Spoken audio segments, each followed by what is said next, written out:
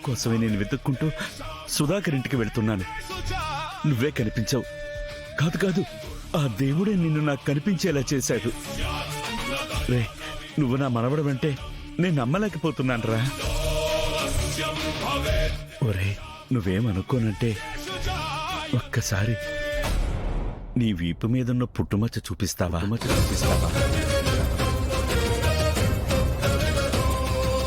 సరే.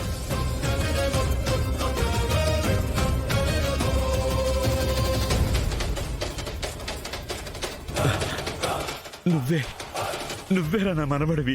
Plan success అయింది నిషి.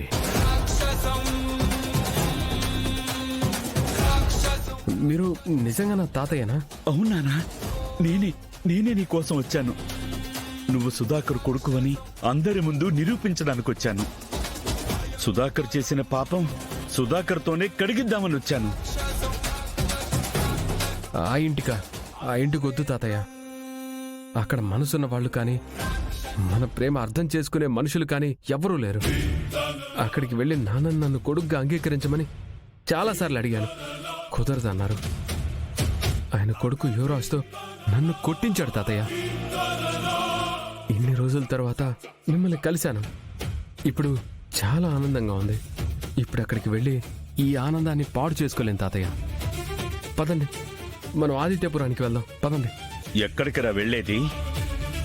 ఈవేళ సుధాకర్తో నువ్వే తన కొడుకువని చెప్పించే వరకు ఊరుకోను.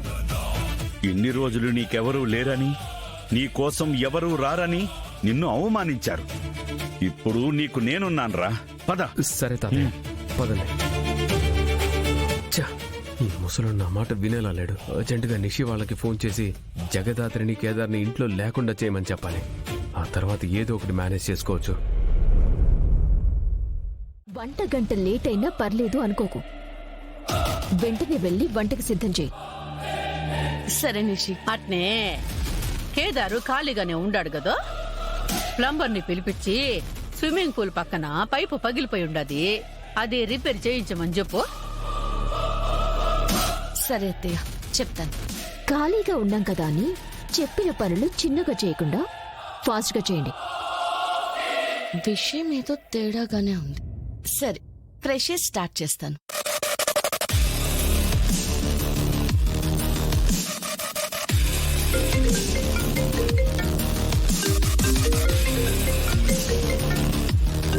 యువరాజ్ అత్తయ్య మాట్లాడు.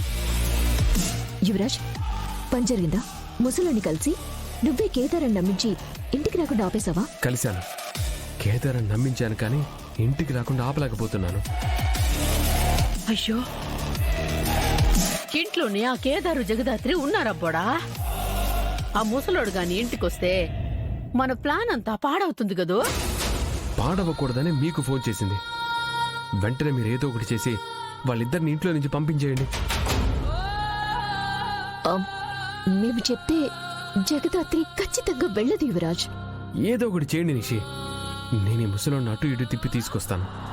సరేనా? రే కేదార్, రానా? వస్తున్నాను తాతయ్య. నిషి, నేను వచ్చేసరికి వాళ్ళ ఇంట్లో ఉండనివ్వకు. అయ్యో, పొద్దున్నే బయటికి పోవద్దని చెప్పి ఇప్పుడు పనులు చెప్పి మళ్ళా ఇంట్లోంచి బయటికి పొమ్మంటే వాళ్ళు ఎందుకు పోతారమ్మీ? ఏదో ఒకటి చేయాలత్తయ్య. ముసలోడు మొత్తం చెప్పేశాడు. ఇప్పుడు కేదార్ నిజం చెప్పేస్తాడు. ఆ ముసలోడు వాడి మాటలు నమ్మకపోతే చాలు, నా ప్లాన్ సక్సెసే. అంటే మీరు కేదార్ తాతయ్య వీరశంకర్ ప్రతాప్ గారా? అవును అవును అవును.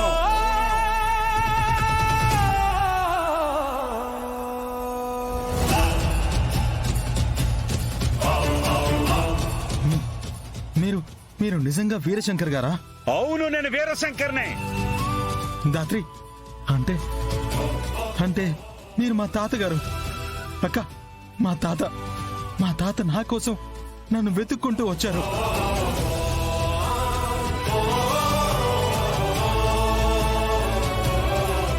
దాత్రి, నేను చెప్పానా, తాతని రోడ్డు మీద చూసినప్పుడే ఎందుకో తెలిసినట్టుగా కావలసిన మనిషిలాగా అనిపించారని.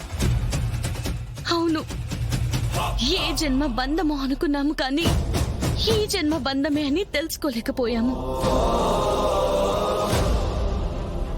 తాతయ్య, నా కోసం నన్ను వెతుక్కుంటూ వచ్చారా తాతయ్య? తాతయ్య, ఎవడ్రా నీకు తాతయ్య? ఎవడ్రా నీకు తాతయ్య? ఎవడ్రా నీకు తాతయ్య? ఎవడ్రా నీకు తాతయ్య? ఎవరో ఎవరో ఎవరో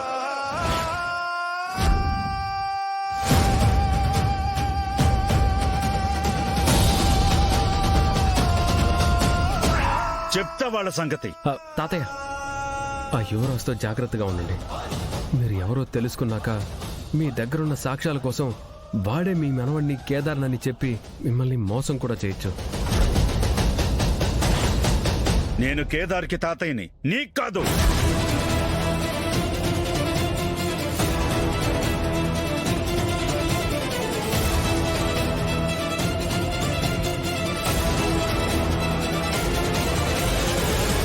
అయినా నీ నాటకాలు, నీ ముసలి కన్నీళ్లు, కపట ప్రేమలు నన్ను మోసం చేయగలవని ఎలా అనుకున్నావు? మోసం చేయడం ఏంటి తాతయ్య గారు? మీరేమంటున్నారో అసలు మాకు అర్థం కావట్లేదు. నేనే కేదార్ని తాతయ్య, నీ మనవడిని. అబద్ధం! నువ్వు నా మనవడివి కాదు. నా మనవణ్ణి నేను కలిశాను. బయటే ఉన్నాడు, బయటే ఉన్నాడు, బయటే ఉన్నాడు. బయటున్నాడా?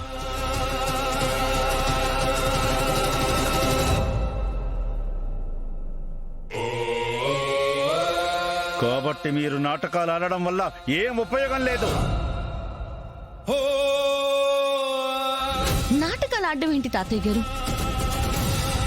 నా భర్తే కేదార్, ఇతనే మీ మనవడు.